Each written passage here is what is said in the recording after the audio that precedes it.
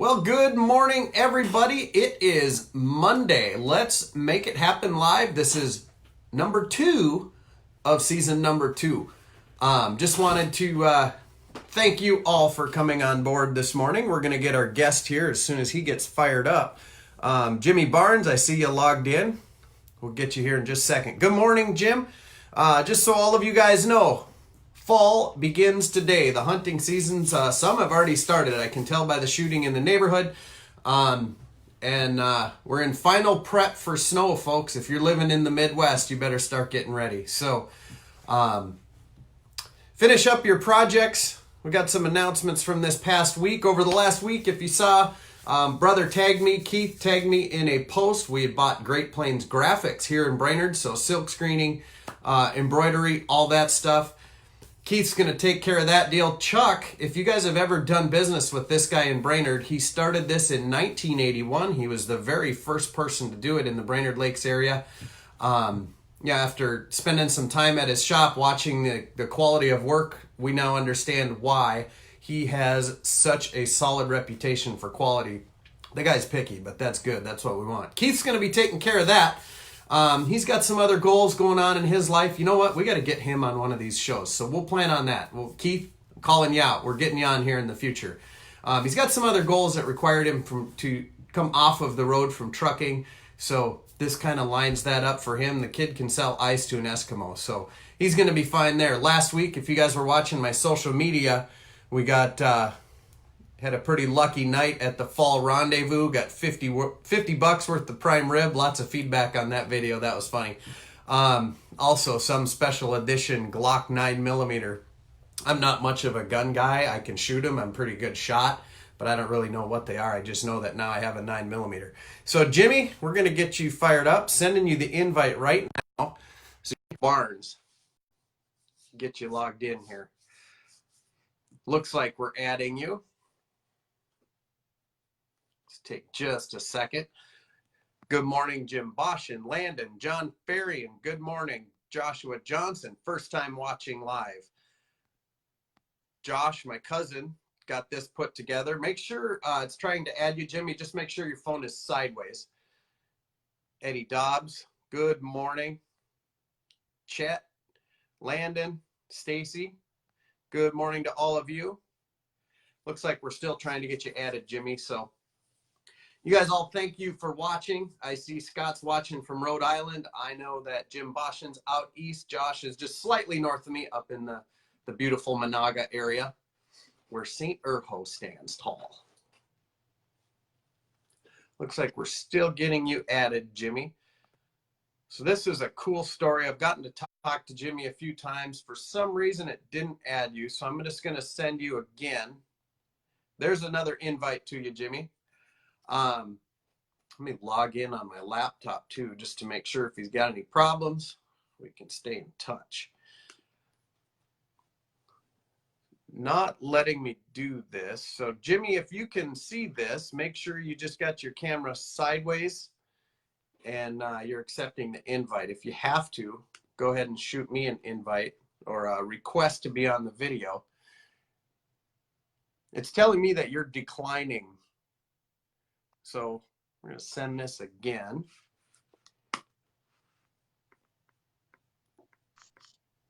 There we go.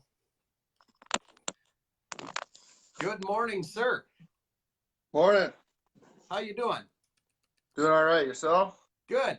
We're a little low on you, so if you can tilt the camera up. You should be able to, can you see yourself on the screen? Yep. Okay, good deal. So let me get back to my notes. I actually wrote some notes after we talked last night. So welcome to the show, Jimmy. To all of my viewers, this is Jimmy Barnes. And first thing I want to do, so we don't have a whole lot of time, I would like you to give me your history, where you grew up, where you went to school, what you went to school for after high school. Give us just a quick rundown of that. All right. Grew up in Pine City, Minnesota, which is kind of in between Duluth and Minneapolis there. Yeah, I was a small town kid, wrestled, played football, baseball. Ended up leaving high school, going to Itasca Community College, did a little wrestling there, and then kind of just bounced around to some schools after that. So you went to, what did you go to school for? Originally went for law enforcement. Okay, so that's what I found interesting. And you did end up working for the state of Minnesota, correct? Yeah, I actually worked. I've worked for the Department of Corrections for a while, and then I worked for the Minnesota Sex Offender Program in Moose Lake for a while. So my cousin Josh, that's who put us together. Um, Yep, is that where you met him? Was up at Moose Lake? yep, that's where I met him. Some of the stories that come out of that place are amazing, and that you guys should write a book, but you probably can't. No, probably not, but it would be a bestseller, that's for sure. Yeah. So it's been fun getting to know you over our few phone calls, and there's some lessons here that I think people need to hear because you're a story of inspiration. You started off. Were you married when all of this started? Like when my weight got up there and all that. Yep. Yeah, it was kind of on the rise at the time. I probably met my wife when I was probably about 280 at the time. So I mean, I did gain a substantial amount of weight when I got married too. So. Okay. So and I didn't mention your weight because when you when the light switch came on for you, I guess I don't really know another way to say it. You were a 375-pound depressed diabetic. Does that sum it Yep, up? absolutely. Yep. And you've had some struggles in there that I think all of us can relate to. And I kind of wanted to have you share your story of how, first off, you got back into shape, what the drivers were, what kept you going. So share Okay. that for us if you would. Well, I'll give you guys kind of yeah. I'll give you guys kind of the story. I smoked pretty heavily for quite a few years. I was told that I should quit, so I ended up quitting. I gained a bunch of weight. Um, through all that. I was looking at about 375 pounds. I went into the doctor, and the doctor says he's like, "You got raging diabetes type 2." At the time, my liver functions were not doing well. High cholesterol. You can pretty much name it. I was anything that was going wrong was. And I remember just at the time, just thinking, I'm like, so I asked the doctor this question, and this is the question that kind of got me really motivated and going. Is I asked the doctor what would happen if I continued to go on this path, like like what's gonna happen, because like as if I was trying to get it justified that I could continue doing it. And he's like, well, you probably won't see your daughter graduate. And I'm like, whoa, that kind of sunk into me. Um, and it's like always being a guy of faith and different things, that I've always been. Just it all just came to light. I left that office. I literally felt bad for myself for about 2 days. Like, oh, I have diabetes. I have to do this and that, and oh, I'm not going to beat it. I'm not going to be able to do it. I'm not going to be able to, how am I going to do this? Especially coming from I was very athletic for a long time, and at the top of my game. And it's like, it's just something lit up inside me. Something came to light, that I needed to do this, and I took a look at my daughter, and I just looked at her, and it's like, yeah, I want to be here for those things. I want to see her graduate. I want to be able to one that gives her away, at the altar. I want to be that person, and it's like, so then I just hit it hard from there. I literally, from that day, just started running, and dieting and dieting and dieting. Um, and it just kind of hit out from there. And I mean, we can go into more details and stuff, but yeah, that was kind of what really sparked it was my daughter, honestly. That's awesome. So how old was your daughter at the time? At the time, I think she was around 5. 5 years old. So Yep.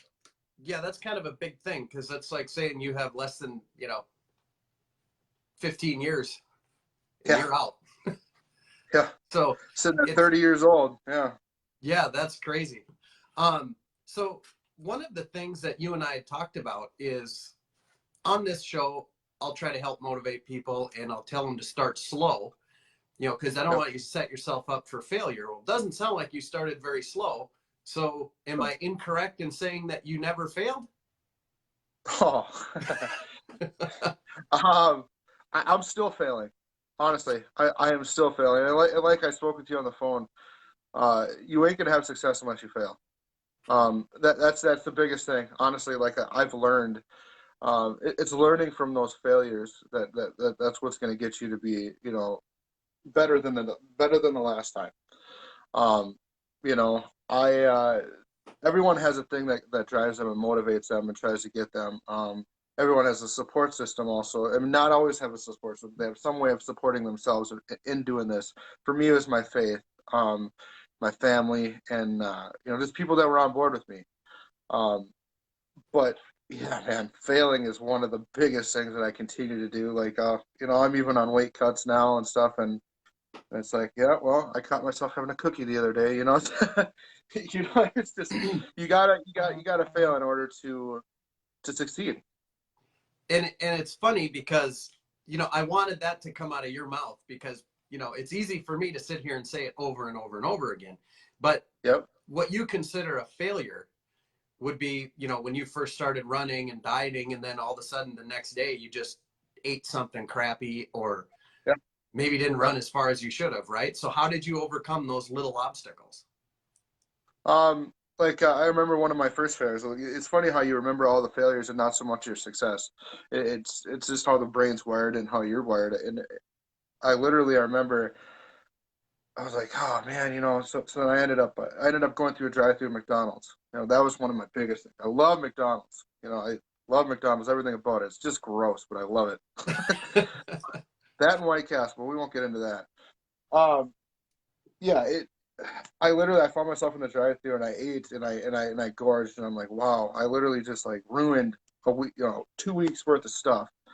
And I'm like thinking, okay, all right. So then I went to the gym. I went to the gym. I made that workout regardless of how I ate and what I did. Um, but I learned from it. I learned what triggered me. You got to write it down too. What triggered me? What was the thing that got me to go and do this? Well, stress is a big one. Everyone deals with stress in life. Everyone has that something holding them back, but you just got to press forward. You got to keep going, and you got to continue to do no matter what.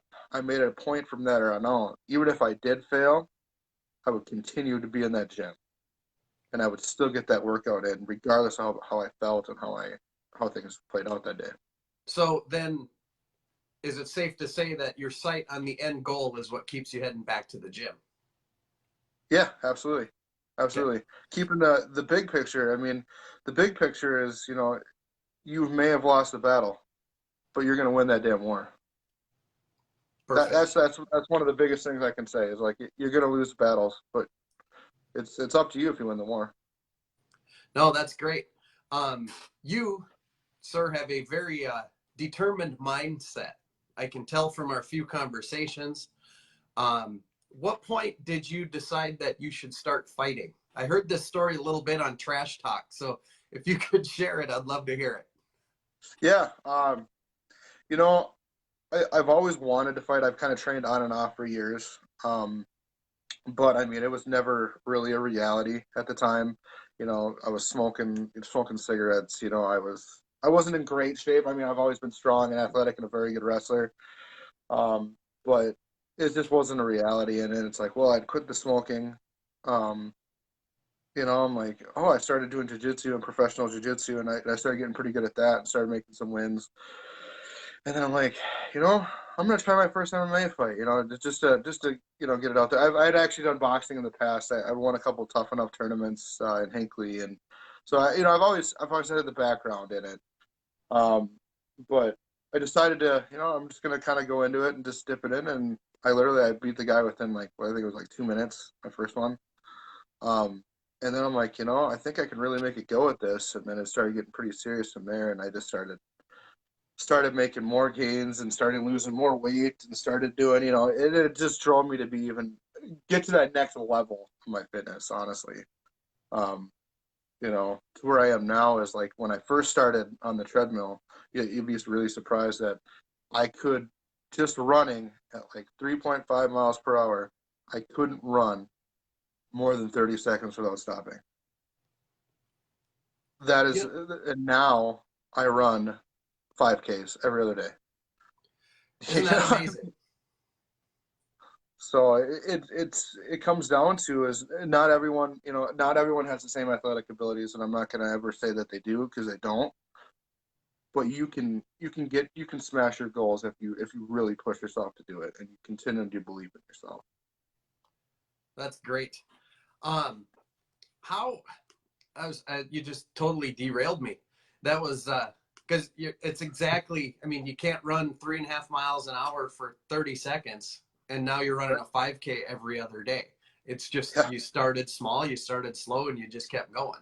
When you said Yep. you were running every day, obviously my brain went to holy shit, this guy's running every day, thinking you're running miles, but no, just takes a few No. steps of running, and that's how you get Yep. started. Are you a Absolutely. Sean Whalen fan? Do you know who that is? I have no clue who that So is. his analogy is eating the elephant, right? You can't sit down and eat the elephant. So how do you eat the elephant? Well, you eat it one bite at a time. Yep. So you are defining that right there in your last statement. So that's awesome. Love it. So we are already at 16 minutes. That's awesome. So in the second interview of Trash Talk, that was not very long ago. So those of you guys watching Trash Talk's a Facebook show. It's all fighting stuff. You were Yep. on there, and you sound like you are ready for this next fight. Oh yes, I am. I am very ready. I got a very good camp that I work with, Brock Larson.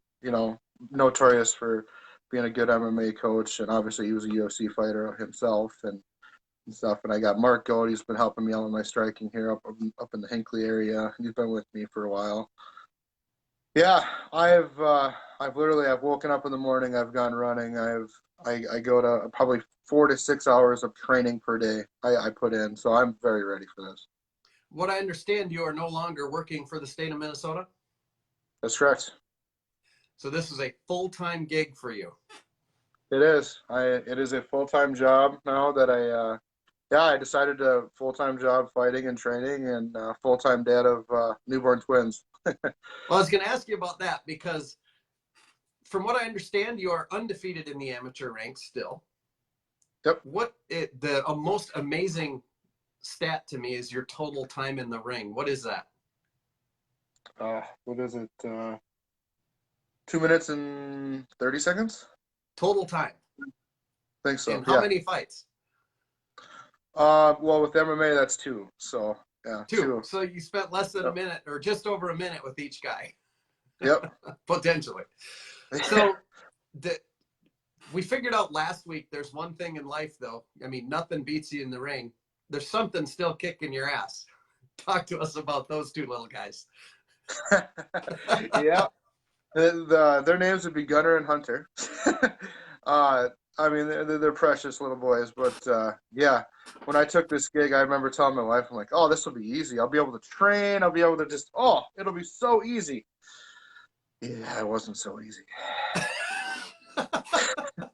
Um, and then on top of that, I have a 7-year-old little girl also. So I find myself on days like, oh yeah, all right, I got the kids fed, I got them changed, and all of a sudden I'll just I'll see a little foot stomping, and then she'll be kind of looking at me. She's like, "You forget something, Dad?"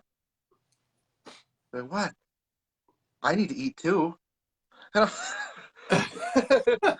I'm like, oh, oh. So and then on top of it, I'm doing the housework, and I'm doing the things around here, and I'm awful at that. So it's it's been a big learning process. But they're precious kids. I thought one was tough, one baby was tough, but two really just tops the cake there. Yeah, especially two at once. Yeah. So your Nope. wife is kind of probably the unsung hero of this whole deal. What's Oh, her take on you stepping into the ring? at first, I mean, I still, I still get that kind of the feeling like, oh, okay, are we getting this out of our system kind of deal, but I think she knows now it's a little more serious than that. Um, I've had a lot of people tell me I have a lot of potential to go a long ways in this and actually make a pretty good career of this if I do things right. And it's like, it's also hard hard to believe in those kind of things sometimes too. You know, especially coming from a small town area.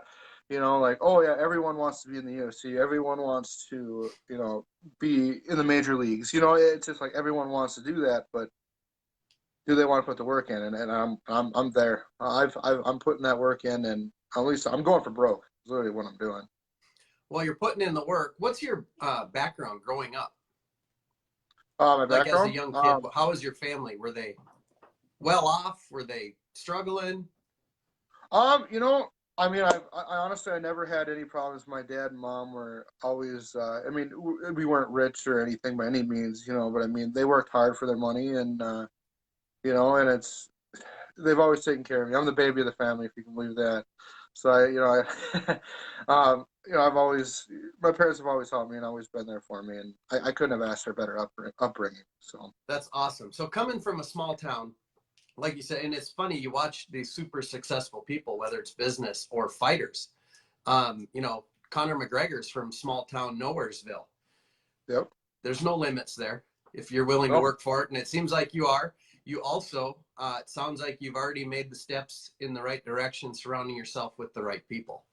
Oh, absolutely. How important do Absolutely. you suppose that is moving forward? Oh, it's extremely important. I mean, I started out in like a more of a garage gym kind of a deal. It's Cormdale Training Center. It was in the Cloquet.